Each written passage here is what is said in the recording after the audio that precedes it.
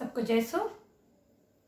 उम्मीद करती हूँ कि पूरा हफ्ते भर आप लोग मेरे मुक्तिदाता उद्धारकर्ता यीशु के नाम पे आनंदित रहे होंगे। और आप सबों का फिर से एक बार ईश्वर के राज्य के सुसमाचार में मैं बहुत बहुत स्वागत करती हूँ और आप लोग को धन्यवाद देती हूँ, मुक्तिदाता यीशु को और आप लोगों को, कि आप ईश वचन में अपने आप को इंटरेस्ट ले रहे हो और अपने जीवन का 20 से 25 मिनट इन वीडियो को दे रहे हैं। दोस्तों, इसके पहले कि मैं अपने अगले वचन में जाऊँ, आपसे रिक्वेस्ट है कि इन वीडियो को बहुत आज में शेयर कीजिए। पिछले 2 वीडियो है जो मैंने बहुत अच्छे पॉइंट दोनों में बोले हैं, बहुत से लोगों ने नहीं देखा है। मैं मुझसे चाहती हूँ, मैं हो सकता है कहीं बिजी होंगे, नहीं देख पाएंगे, तो वो जरूर उन वीडियो को देखें। उसमें मैंने बहुत सी ऐसी बातें बताई हैं जो बहुत हमारे आने वाले जीवन के लिए बहुत जरूरी है। हम सब को अब अपनी क्रिश्चियनिटी में, अपने ईश्वर के राज्य में जाने के लिए मैच्योर होना जरूरी है। अब हम सब बच्चों जैसी हरकतें नहीं कर सकते। हमें कमियां हैं, 100% है, लेकिन उन कमियों को हमें सुधारना है, कम करना है। यदि हम 100% कमियां हैं हमारे में, तो उसको 90, 80, 70 तक लेके आना है। यही प्रभु चाहते हैं। प्रभु नहीं चाहते हमसे कि हम किसी भी चीज में 100% एक दिन में चमत्कार हो जाए। अगर ऐसा होता तो प्रभु को संसार में आने की जरूरत नहीं पड़ती। नबियों और वक्ताओं के द्वारा ही हमारी जिंदगी बदल सकती थी। प्रभु हमारी कमियों को जानते हैं, लेकिन वो चाहते हैं कि हम हर दिन थोड़ा थोड़ा अपने अंदर क्या करें, कुछ नया करें जो प्रभु को पसंद हो। हम कुछ ऐसा करें जो हमारे ईश्वर के राज्य के सुसमाचार के करीब हमें ले जाए। अब हम ऐसा कुछ करें जिसमें हम शारीरिक और आत्मिक जीवन को बैलेंस करते हुए जिंदगी जिए। हमें सांसारिक जीवन में तो सिर्फ 70-80 साल रहना है, लेकिन हमें आत्मिक जीवन, यही ईसाई धर्म का, ईसाइयत का सबसे मेन जो पिलर है, जिसके प्रचार हमको करना है, वो प्रचार का मेन जो ये है उद्देश्य, वो यही है कि हमें मरने के बाद एक आत्मिक जीवन मिलने वाला है। वो जीवन अनंतकालिक है। तो आप और मुझे आज ये सोचने की, समझने की जरूरत है कि क्या हमने और आपने अपने उस अनंतकालिक जीवन के लिए, उस आत्मिक जीवन के लिए कितना बटोरा है, ताकि जब हम मुर्दों में से जी उठे या प्रभु के हमको स्वयं उठा के ले जाए, तो हम इस योग्य पाए जाए कि हम ईश्वर के राज्य में प्रवेश कर पाए। देखिए दोस्तों, इन सब बातों को हम हल्के में ले रहे हैं और जैसा संसार कर रहा है वैसा सब हमारा जीवन चल रहा है। लेकिन आप जानते हो, रूस और रसिया और यूक्रेन का जो युद्ध है, आज 100 दिनों से भी ज्यादा चल रहा है। ये एक बहुत बड़ा हमारे पास साइन है, क्योंकि वचन कहता है कि अंतिम दिनों में धरती जो है वो आग उगलेंगी। बारूद का दूसरा नाम ही आग है। अब और क्या एग्जाम्पल हमको चाहिए कि सेकेंड कमिंग प्रभु का बहुत जल्द है, बहुत निकट है। उसके आने तक हम रुके या उसके आने के पहले हम जाए, हमें नहीं पता, लेकिन हमें आत्मा में ऐसे फल उत्पन्न करने होंगे जो हमारे ईसा मसीह में है। मैं जानती हूँ हम ईसा मसीह के समान परफेक्ट नहीं बन सकते। पूरे विनम्र, पूरे सहनशील, पूरे धैर्यवान, क्षमाशील, प्रेमी, आनंदित, करुणामय, ये 9 वरदान उनका जीवन अगर आप देखोगे तो यीशु मसीह का जीवन इन 9 वरदानों से पूरा भरा पड़ा था। और प्रभु आज हर एक क्रिस्ती में वो 9 गुण चाहता है। वो चाहता है जैसे ये 9 गुण लेके मैं धरती पे आया था, वो हमको बताने के लिए आया था। उसने खुद वो करके दिखाया। उसने हमको सिर्फ सिखाया नहीं, करके भी दिखाया।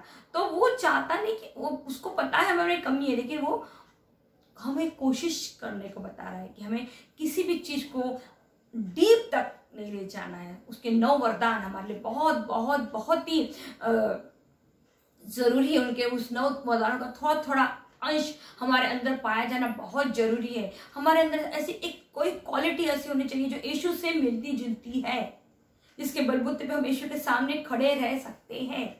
क्या आप में और मुझ में ऐसी एक क्वालिटी है इन 9 में से कि हम प्रभु के सामने खड़े हो सकते हैं? क्योंकि प्रभु वचन हमें कहता है, वचन हमें सिखाता है, हमें समझाता है कि उसने हमें अपने प्रतिरूप बनाया। तो उसने हमें अपने प्रतिरूप कैसे बनाया? अपने गुणों में बनाया। शारीरिक बनावट हर एक मनुष्य की अलग है, रंग रूप अलग है, भाषा शैली अलग है, तो सारे मनुष्य जाति को उसने अपने प्रतिरूप कैसा बनाया? अपने गुणों में। इंडिया का इंसान हो, फॉरेन का इंसान हो, मनुष्य जाति का स्वभाव एक जैसा ही है। वो भूख लगी तो खाना ही मांगता। दोस्तों, आज का जो मसीहत है उसे अपने मसीह बुलावे पे विचार करने की जरूरत है कि प्रभु ने कैसे लोगों को स्वर्ग राज्य के लिए चुन लिया है और बुलाया है। तो यदि आप पेतरुस का दूसरा पत्र, वैसे तो पूरा पत्र इतना सुंदर, इतना गंभीर है, आज हमारे को इस तरीके की प्रार्थना की, इस तरीके का जीवन जीने की जरूरत है। अब वो जो हम कर रहे हैं दान धर्म, ये मैं हर बार बोलती हूँ, शायद में भी आप लोगों को सही लगता नहीं, लेकिन यही सच है। आज की क्रिश्चियनिटी बहुत ज्यादा मतलब स्वीट वाली क्रिश्चियनिटी बन चुकी है। Praise the Lord. जैसा कि वचन कहता है कि बीमारी पाप है या तो प्रभु की महिमा। जब हम कोई व्यक्ति को हम चंगाई करते हैं, चंगाई देने के होता, कोई बड़ा फादर बोलो या कोई बड़ा प्रचारक प्रेयर करता है, प्रेयर तो उस व्यक्ति को चंगाई मिलती है, तो हम उसको ये बोलने की हिम्मत नहीं करते कि जाओ तुमको चंगाई मिली लेकिन अब दोबारा पाप नहीं करना। पाप शब्द का नाम लेने से डरते हम। फिर वो 8-10 दिन अच्छा रहता और फिर बीमार हो जाता। और फिर ये कुछ ऐसे एग्जाम्पल देखने को मिले जो लोग चंगाई के बलबूते पे यीशु को ग्रहण किए, लेकिन जब उन्होंने फिर से पाप किया तो उनके जीवन में फिर से बीमारी आ गई, तो वह उस अपने यीशु के प्रति विरुद्ध भाषा बोलने लगे, इस ईसाईयत के बारे में बुरा बोलने। क्यों? क्योंकि वो किसी न किसी बीमारी चंगाई, क्योंकि फ्री में चंगाई मिल रही, बदले में 1 रुपये भी देना नहीं है। और उसको चंगाई जब मिली तो किसी ने बताया ही नहीं उसको कि भाई तो अगर देखो प्रभु यीशु मसीह ने चंगाई दे दिया है, लेकिन अब तुझे दोबारा पाप करने की जरूरत नहीं है। अगर तो फिर से पाप करेगा तो क्या होगा? तो फिर से बीमार हो जाएगा। बच्चे ने पढ़ लीजिए, यीशु ने हर एक व्यक्ति को एक ही बात बोली है कि जाओ और फिर पाप नहीं करना। बीमारी का दूसरा नाम भी प्रभु पाप बताता है। आज साइंस ने बहुत कुछ चीजें ठीक की है और उसको हमको प्रूव किया है, लेकिन जो सही मसीहत लोग हैं वो आज भी बाइबल पे ही विश्वास करते हैं। तो दोस्तों, बहुत जरूरी है अब हमको स्वीट वाली क्रिश्चियनिटी को छोड़ के प्रेज द लॉर्ड, जय सु जय मसीह की, आप भी अच्छे हम भी अच्छे, सब मिलके अच्छे अच्छे, नहीं, ऐसा नहीं हो सकता। जो सच है वो बोलने की हिम्मत आप और मुझे रखनी होगी। अभी मैंने एक लेटेस्ट वीडियो देखा राखी सावंत का, बहुत ही अच्छा बात। उसने एक आदमी लंगड़ा उसके हाथ में पास आया मदद मांगने के लिए, पैर से आप आइए, पुरानी लकड़ी लेके आया। उसने बोला मैं तुम्हारी मदद, वो सुसाइड करने जा रहा था शायद, तो उसने बोली सुसाइड क्यों कर रहे हो, जिंदगी एक ही मिली है, ईश्वर को धन्यवाद दो, मैं तुम्हारी जरूर मदद करूंगी, लेकिन मैं पहले आके चेक करूंगी कि तुम उस पैसे का क्या करने वाले हो। मेरी मेहनत की कमाई का मेरे पैसे आके तुम सिगरेट दारू बीड़ी तो नहीं पीने वाले हो। कितना अच्छा बात है। आज हम लोग कितने लोगों को मदद करते हैं, लेकिन झांक के देखते भी नहीं कि उन पैसों का वो क्या कर रहे हैं। हम भी तो, जो लोग मदद कर रहे हैं उनके पास जो पैसा आ रहा है वो भी तो उनकी मेहनत का है। तो आपकी मेहनत आप सिर्फ ईश्वर के नाम पे दूसरों को दे रहे हो, लेकिन उसका यूज हो रहा है या मिस यूज, ये भी देखने का काम तो आपका है ना। क्योंकि ऐसे कई घर है आज जो आलसी पने की जिंदगी जी रहे हैं हमारे दान धर्म की वजह से। क्योंकि हम बोलते हैं हमको हमने ईश्वर के नाम पे, ये दान प्रभु के पास जाता नहीं। मैं फिर बोलती हूँ, प्रभु ने हर एक चीज का संबंध, रिश्ता आत्मा से रखा है। प्रभु के चरणों में जो आएगा उसका भरण पोषण करने के लिए प्रभु बिल्कुल समर्थ है, उसे मनुष्य जाति की जरूरत नहीं पड़ेगी। लेकिन हम जब कलीसिया के साथ में आते हैं और कलीसिया के लिए कुछ काम करना चाहते हैं तो बहुत अच्छी बात है, लेकिन कलीसिया को ये जानना बहुत जरूरी है कि कलीसिया जिस परिवार की मदद कर रही है वाकई में वो परिवार उस मदद के योग्य है या नहीं। या हम मदद कर रहे हैं अनाज पानी से, किराने से, और उनके फैमिली के पुरुष जाके मस्त खर्रा दारू सिगरेट पीते घूम रहे। ये चेक करना भी हमारा जिम्मेदारी है, क्योंकि प्रभु ने शारीरिक भोजन आप किसको कितना भी खिला दो, कपड़ा कितना पहना दो, उसकी जरूरतें कभी पूरी होने वाली नहीं। आज पेट भरा है और कल फिर खाली होगा, फिर मांगने आएगा।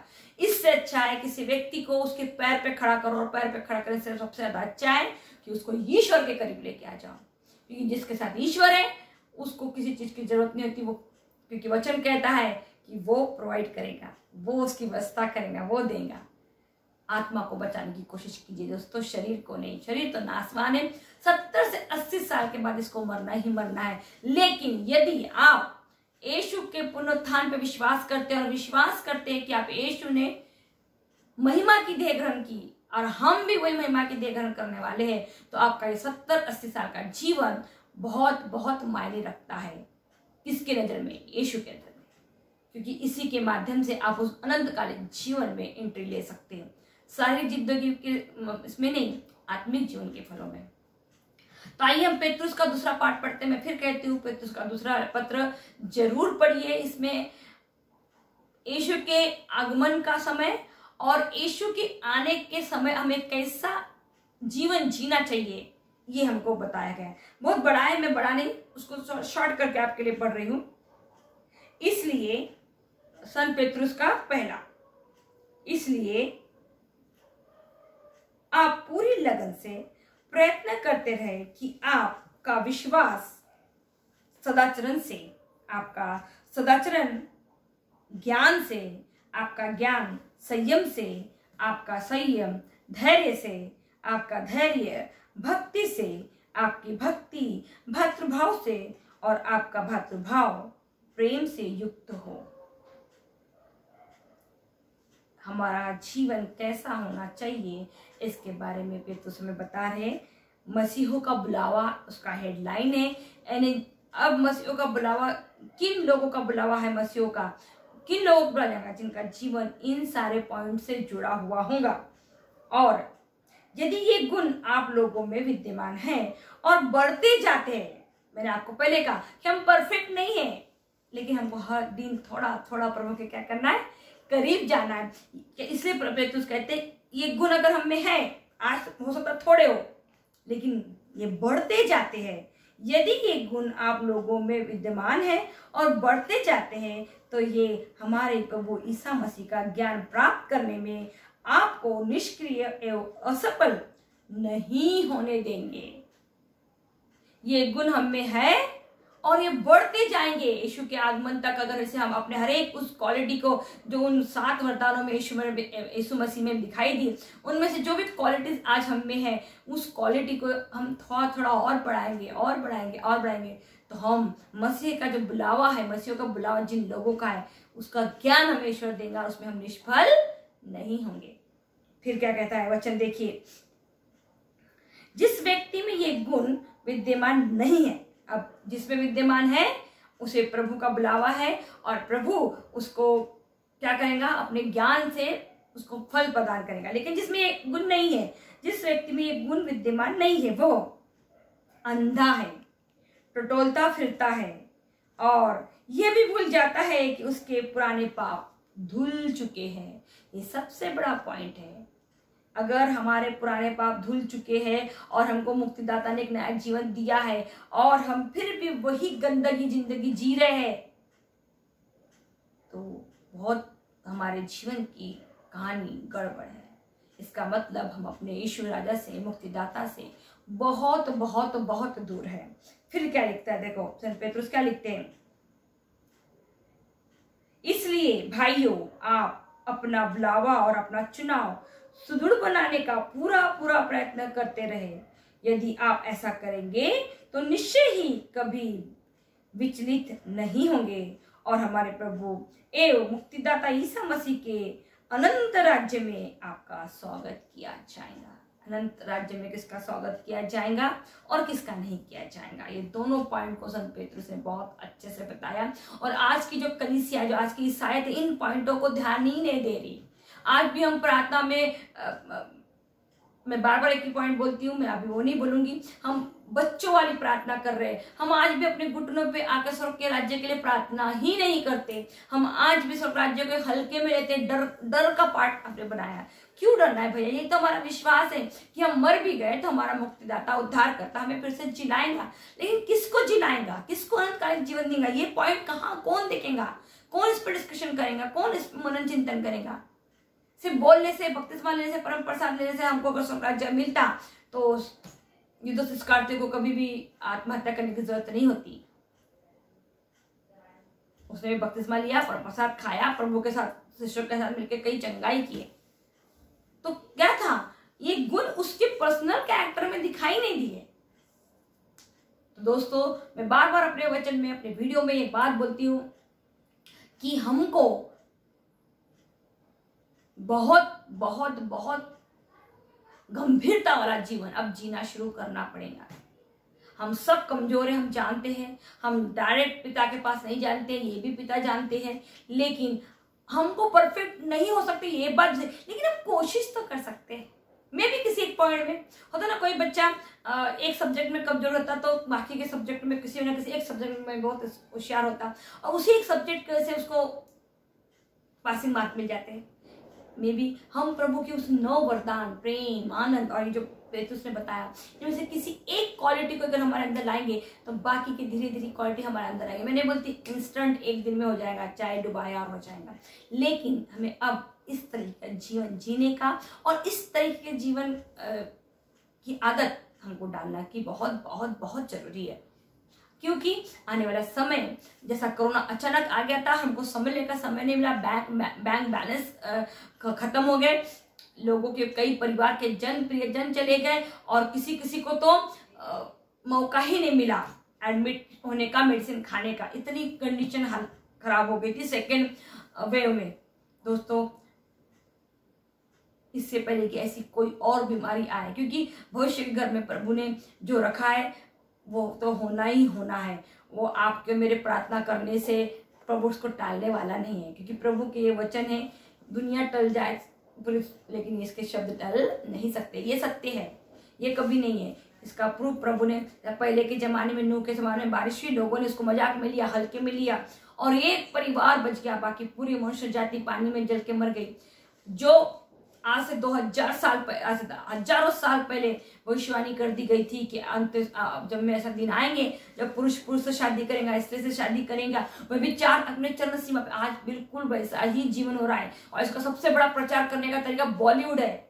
ऐसी ऐसी फिल्में बना के हमारे सामने पेश कर रहे थे, जो लोग इस पे बारे में नेगेटिव वो भी पॉजिटिव हो जाए। सही बात है भैया, अगर वो खुश है तो खुश रहने दो। किसने बोला भाई? आज इंसान से ज्यादा कुत्तों पे पैसा खर्च हो रहा है। ये भी कुत्तों का बारे में वचन में लिखा है कि कुत्तों को स्वर्ग राज्य में एंट्री नहीं है। मतलब कुत्तों से हमारे मनुष्य जाति का कैरेक्टर, जिस व्यक्ति का कैरेक्टर कुत्तों का जैसा होगा, ऐसे व्यक्ति को स्वर्ग के राज्य में एंट्री नहीं है। ये प्रभु बताने की कोशिश कर रहे हैं, लेकिन आज भी हम लोग इस पॉइंट पे सोचने को तैयार, हम अपने स्वभाव को बदलने को तैयार नहीं है। कुछ चीजें हैं जो समय के साथ, लेकिन कुछ चीजें जो गंभीर है, जिसे हमें आज से अभी से काम करना चाहिए। ये संत पेत्रुस का पूरा पत्र है, आप लोग जरूर पढ़िए। ये बहुत ही गंभीर लेटर है। पेत्रुस, याकूब, पौलुस का आखिरी के जो लेटर्स उन्होंने लिखे, ये कलीसिया को उठाए जाने में के समय की लेटर्स है। ये शुरुआत का नहीं है। अभी हम कई सालों वाले पुराने क्रिश्चियन हो चुके, हम अभी A for apple, B for baby वाले क्रिश्चियन नहीं है, हम मैच्योर्ड क्रिश्चियन है। तब हमको हमारे क्रिश्चियनिटी में भी वो मैच्योरिटी दिखानी जरूरी है। हमें आत्मा के फल जरूरी है, और यीशु के वो गुण जिसका उसने स्वयं एग्जाम्पल खुद बन के हमारे सामने पेश हुआ। तो दोस्तों, जरूर इसके बारे में मनन चिंतन किए। वीडियो को बहुत बहुत बहुत आयत में शेयर कीजिए। आपके पास जितने जितने भी परिचय के लोग हैं उसे जरूर दीजिए, क्योंकि इन वीडियो के माध्यम से मेरे जो वचन जो है एक दूसरे के पास जा सकते। हम इतने भी बिजी नहीं है कि हम 20 से 25 मिनट भी यीशु के वचनों को ला सकें, क्योंकि आज सोशल मीडिया पे हम लोग घंटों समय बिता देते हैं, और हमें पता भी चलता कि सुई का कांटा कहाँ से कहाँ पहुंच गया। और आज हमारे बच्चे भी कहीं ना कहीं बीमार हो चुके हैं फोन को लेकर, हम कुछ नहीं कर सकते क्योंकि शैतान ने उनको अपने कब्जे में कर लिया है पूरी तरीके से, और उनको लगता कि वो बहुत अच्छा कर रहे हैं।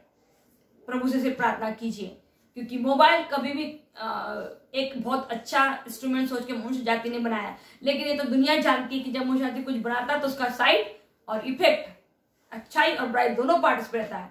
तो देख लीजिए आप, मोबाइल गलत चीजों के लिए नहीं बनाया गया था। आज बहुत अच्छे काम भी इसके द्वारा हो रहा है, लेकिन लोगों ने इसे आज सिर्फ और सिर्फ net series, web series, social media, YouTube के, और इसे पलटाते ऐसे पलटाते, पगले के दौरान पलटाते एक घंटा पता ही नहीं चलता। आपके हो या मेरे हो, मैं स्पेशली मेरे बच्चे अच्छे और आपके बच्चे बुरे ऐसा नहीं बोलूंगी, सबके लिए हम सबको इससे लड़ना जरूरी है। क्योंकि शैतान, मैं बार बार बोलती हूँ, शैतान को मौका मिलेगा, वो आपकी जिंदगी में एंट्री लेगा। हो सकता है आपके घर में 4 व्यक्ति, 3 बहुत अच्छे, एक व्यक्ति पूरा घर का माहौल बिगाड़ता है। कौन है? शैतान, क्योंकि वो कमजोर कड़ी है।